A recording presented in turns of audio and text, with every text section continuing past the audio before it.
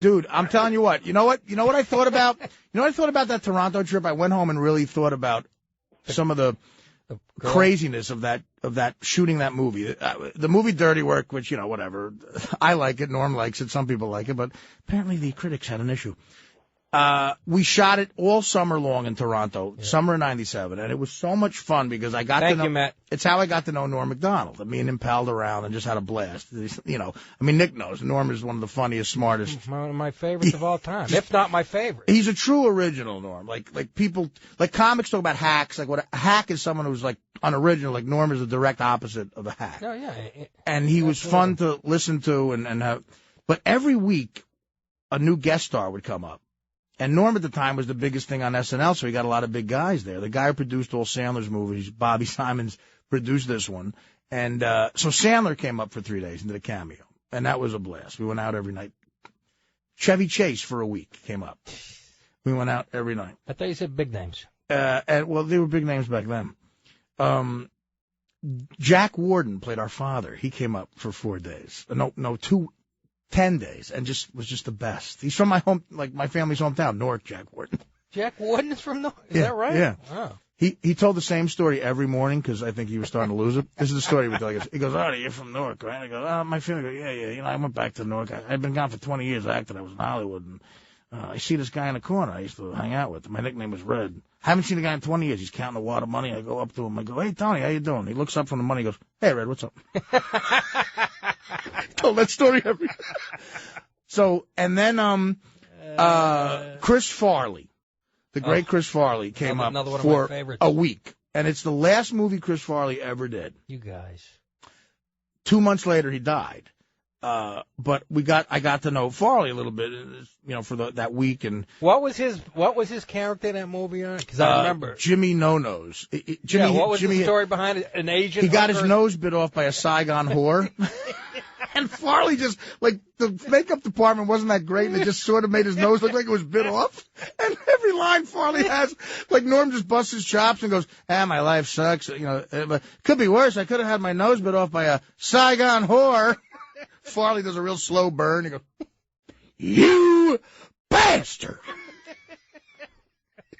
I remember that. And Farley goes, critics didn't grab onto that type of writing?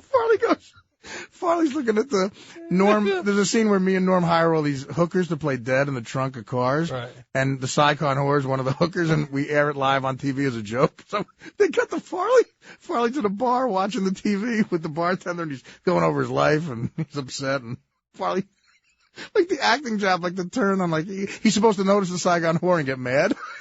And he's like, he's talking to the bartender. He goes, Mazzetti, I had chances, I had shots, and everything. Hey, look, Jimmy, there's Mitch on TV. Oh, yeah, there's Mitch. He's a good guy. He goes, yeah. And there's the Saigon whore that bit my nose off. He runs out to go beat her up. And Farley beats her up. At the end, she's bitching at him. I do remember that part. At the end, they get together. And she's bitching at him, and Farley's in this leisure suit we found him. Barely fits him. And she starts nagging him. He got his new nose put on, and they're together. And he goes, hey, Jimmy, you're together with that Saigon whore, huh? And he goes, yeah, it was great, man. I got the nose, best $200 I ever spent. Saigon whore starts nagging him. He goes, you get in the car. He goes, I'm talking to my friend here. Sorry there, Mitch. Sometimes you got to let the hen know who the rooster is. Get in the car. When I say go, you go. He goes, shut your cake hole, Yoko. That's what it was. Shut your cake hole. That's the one that blew me out of the water. Yeah, it's Norm just laughs at that, and we're out. Shut your cake hole, Yoko. So he was there for a week and a half, Farley, and we went to this Brass Rail strip club one night. And Farley had strippers hanging off his arms. He was just so much fun. He literally was what you heard about, what Belushi must have been. And Danny actually met Belushi, right? I mean, he was that sort of, and you knew Farley a little bit too. He really was like that hurricane coming into a room. So he goes in this.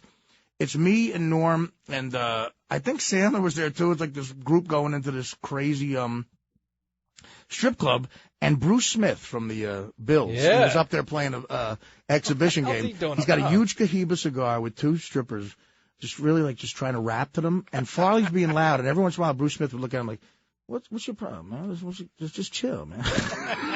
Farley's like, "Ah!" Strippers are hanging off his arm. He's like, "Hey, look at me, guys! I got a stripper on my arm. Look at, come here, whore." He keeps saying whore. Come here, whore. What are the odds you're going to get Bruce Smith and Farley in the room It together? was me, Bruce Smith, Adam What Sandler, kind of- Norm there's a Macdonald, movie right there. and Chris Farley, and a bunch of whores in the Brass Rail in Toronto, 1997. And it still stands, that joint. So, but an interesting thing about this trip was the chick in the movie was named Trailer Howard. Now, she was in a sitcom called Two Guys, a Girl, and a Pizza Place. She was the girl. She just did the pilot. And real cute blonde. She was adorable, Trailer, like real sexy. And her boyfriend, who she did the pilot with, kept coming up to visit her. It was like a 19-year-old kid. Ryan Reynolds, the kid who's like a big movie star. Kidding me. He's like the biggest star. Yeah, he should. So Chris Farley had a thing about Trailer Howard. He would kind of hit on her and stuff, and she was like, "Yeah, whatever." He goes, "Come on, Trailer, let's dance. Come on, let's dance." She just seemed scared. And then Ryan Reynolds would just hang out on the set and try to wait to talk to Trailer. And we figured out that Ryan Reynolds was dating her. So Farley, in between this is when men were men. Farley, in between every take, would get mad because Trailer didn't want to bang him and was having sex with this young, good-looking kid. So all the anger comes out in Farley in front of the whole crew, Nick. Yeah. Ryan Reynolds, I feel bad. He was like a young kid trying to act. He was probably insecure. Yeah. When Farley found out him and Trailer were dating, and after every take he'd go, "Ryan," he put his hand was gay, "Ryan, come here, Ryan, come on, why don't you just kiss me, Ryan, you queer." He kept gay bashing Ryan Reynolds. Who got the last laugh there? And well, that's what I'm saying. Oh my God! And Ryan Reynolds, his face would turn red, and then Farley would turn to us and go, "Hey, let's beat the F out of Ryan and bang Trailer." And then 2 months later, he's gone. And now Ryan Reynolds Reynolds is the has star. anybody he wants. He kept, he wouldn't stop doing that in between takes. He'd go, "Ryan, how you doing, Ryan? Hey, Ryan, why don't you put on some pink leg warmers and get me a coffee?" What a jerk! You know, that's probably all the stuff Farley went through in high school. Oh, yeah. With the pretty boys getting and just now he's a star and he's like, "I'm going to throw my weight around." That's what happens, yeah.